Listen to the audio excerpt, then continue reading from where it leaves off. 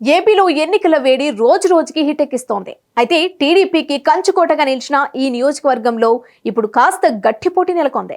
సంక్షేమానికే పెద్దపీట మాదే అంటున్న వైసీపీ, మళ్ళీ హ్యాట్రిక్ కొడతా అంటున్న టీడీపీ, ఈ రెండు పార్టీలు గెలుపు దిశగా ముందుకు సాగుతున్నాయి. కాగా టీడీపీకి సెంటిమెంట్ గా ఉన్న ఈ నియోజకవర్గంలో పీఠమెక్కేదెవరు, హ్యాట్రిక్ కొట్టేదెవరు?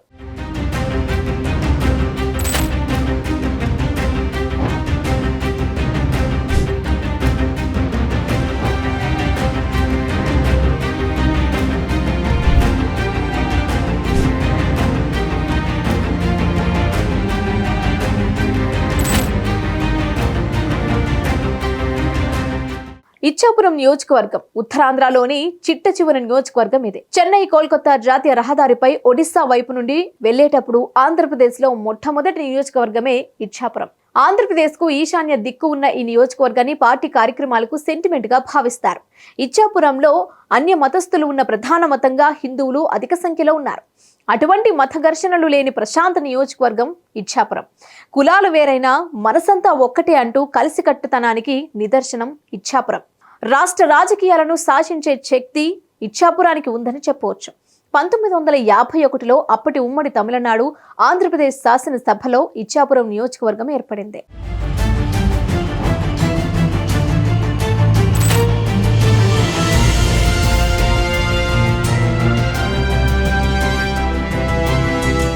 ఇక ఇచ్చాపురం నియోజకవర్గం మొదటి నుంచి చూసుకుంటే 1952లో జరిగిన ఎన్నికల్లో కృషికర్ లోక్ పార్టీ నుంచి నీలాద్రిరావు రెడ్డి, 1955లో ఉప్పాడ రంగబాబులు శాసనసభ్యులుగా నియమితులయ్యారు.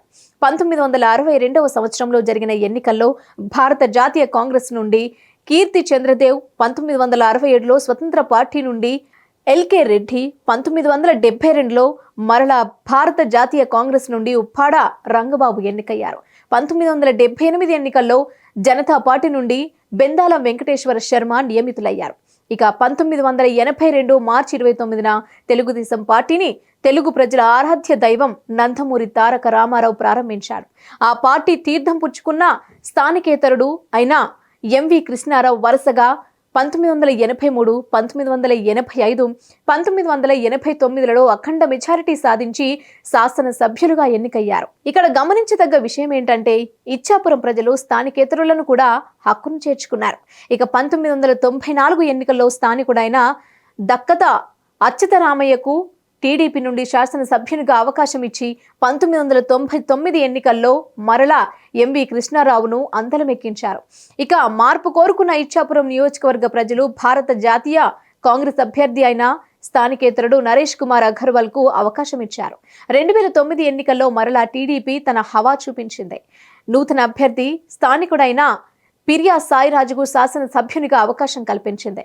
2014 ఎన్నికల్లో నర్తు రామారావుకు వైసీపీ నుండి అవకాశం కల్పిన ఇచ్చాపురం ప్రజలు టీడీపీ నుండి బెందాలం అశోక్ బాబుకు పట్టం కట్టారు. 2019 ఎన్నికల్లో ప్రధాన ప్రతిపక్షంగా ఉన్న వైసీపీ నుండి సాయిరాజు బరిలో దిగగా 2019లో కూడా మరొకసారి టీడీపీ అభ్యర్థి బెందాలం అశోక్ బాబుకు శాసనసభ్యునిగా అవకాశం కల్పించారు.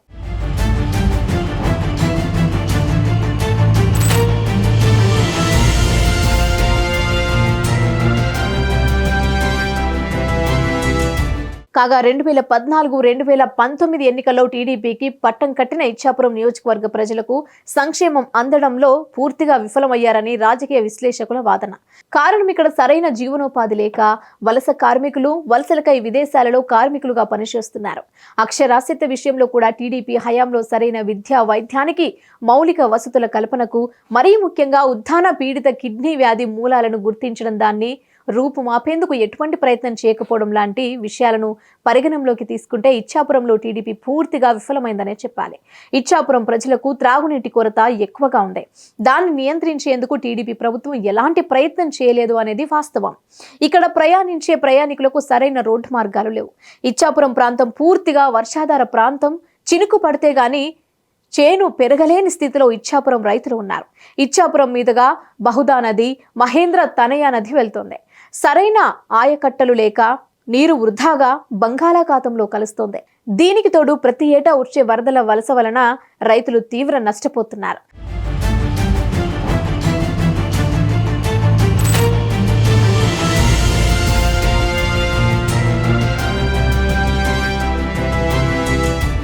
రైతే రాజు అని చెప్పుకున్న టీడీపీ ప్రభుత్వం రైతులకు సాగునీరు అందించడంలోనూ వర్షపు నీటిని నిల్వ ఉంచడంలోనూ పూర్తిగా విఫలమయ్యారు. ఎంపీ పర్యటన, ఎంపీ నిధుల మంజూరు అని కల్లబుల్లి మాటలు చెప్పే టీడీపీ ప్రభుత్వం రైతు కన్నీళ్లకు కారణమైన రైతాంగం విషయంలో ఒక్కో మెట్టు దిగుతూ వచ్చింది. 2 సార్లు శాసనసభ్యునిగా గెలిచి మరోసారి కూడా శాసనసభ్యుడు అవుతానని ధీమా వ్యక్తం చేసిన అశోక్ కు రైతుల మొర వినబడనట్టుంది. ఉద్దానం ప్రాంత ప్రజలకు మరొక ప్రాముఖ్యత పంట. కొన్ని వేల ఎకరాల్లో జీడి మామిడి పండిస్తున్న ఉద్దాన రైతులకు సరైన పురుగు మందులు, ఎరువులు సమకూర్చడం, రైతులకు గిట్టుబాటు ధర కల్పించడంలో టీడీపీ పూర్తిగా విఫలమైంది. ఇక వైసీపీ ప్రభుత్వంలో రహదారుల నిర్మాణం, పాఠశాలల ఆధునీకరణ, మౌలిక వసతుల రూపకల్పనలో ఇచ్చాపురానికి పెద్దపీట వేసింది.